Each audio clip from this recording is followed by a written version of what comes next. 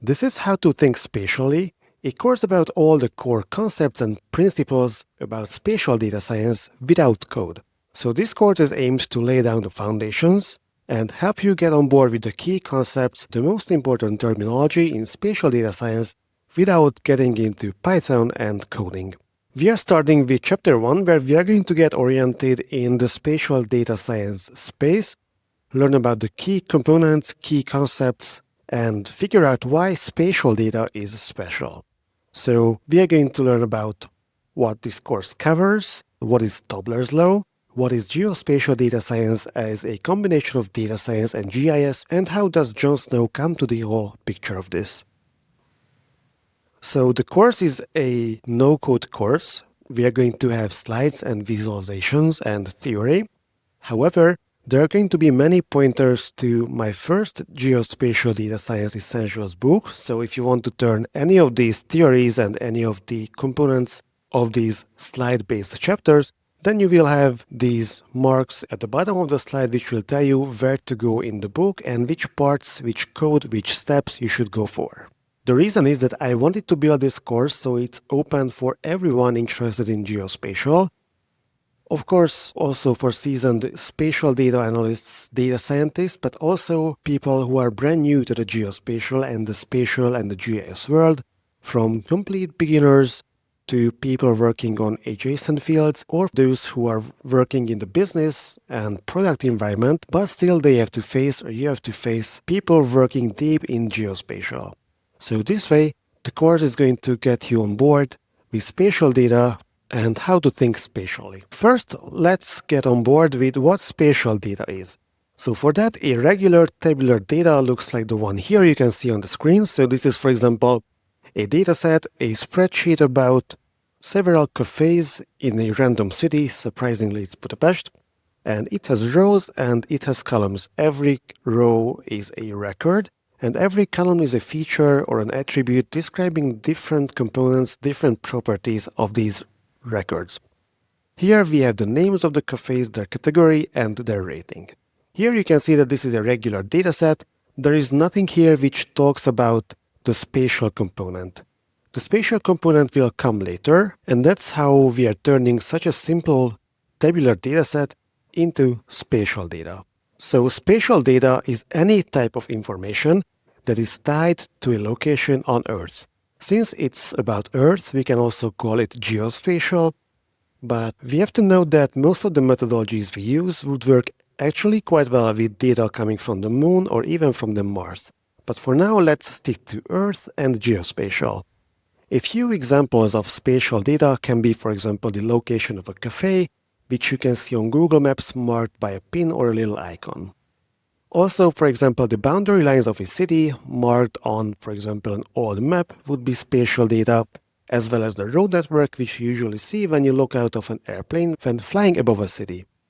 Then we can also call spatial data any information measured at a given location, for example, the temperature at Times Square, or the wind speed, or any other environmental metrics, and even a river or a lake, for example, by having the outline or the riverbed or the branches, are also spatial data. Step more technical, let's have a look at the anatomy of a spatial data record. So again, it will start from an attribute or a set of attributes like the cafe's name and rating and category or even address as text.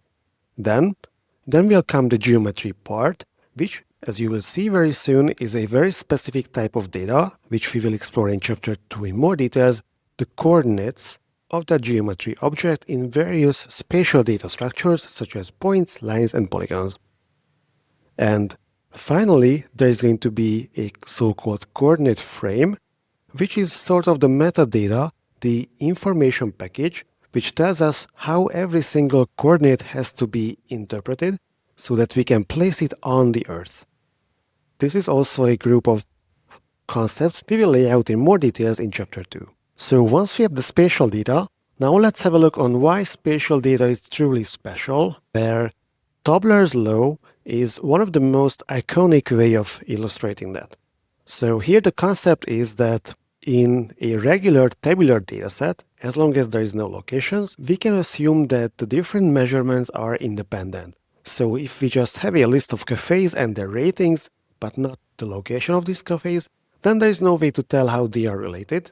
However, if we start adding the location, we will have a very good chance of finding spatial clusters, which means that if a cafe is at an expensive part of a city, then probably cafes nearby will also have a high price level.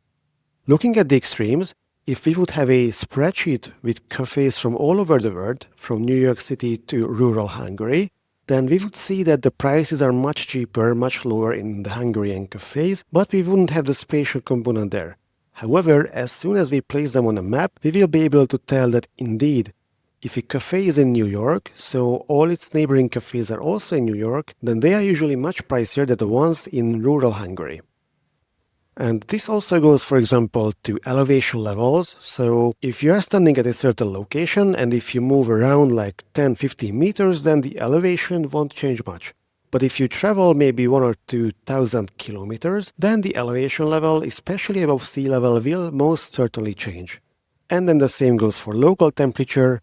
If you move around in a very small part, then all the measurements will be very similar, meaning that there is a very high spatial autocorrelation. So nearby values, nearby measurements have very similar values. But if you travel long enough, then you will encounter any sort of measurement values. So along these lines, we can define spatial data science, which takes an extra step to a new dimension from regular data science, which is dealing with tabular data, which is an entire discipline built around the fact that whenever location comes into the picture, the nature of the data and hence the methodology is going to change, and the questions of where and why there are going to emerge. This means that geospatial data science is neither traditional GIS nor traditional data science. On the contrary, spatial data science sits between these two fields. The way spatial data science operates is that it keeps the spatial rigor and the spatial thinking, the spatial concepts, and the way to deal with spatial data and modeling used in traditional GIS, very often in point-and-click softwares with manual workflows, and combines that with the powerful analytical capabilities of data science, including large-scale data analytics, modeling pipelines, automated workflows, and even AI and machine learning pipelines. This way, we are not just combining and adding coordinates to tabular data, but we are building something new and much more complex than data science or GIS alone. This way, we will be able to build automated large-scale data analytics workflows on spatial data using all the foundations and knowledge of GIS at the scale and power level of modern data science.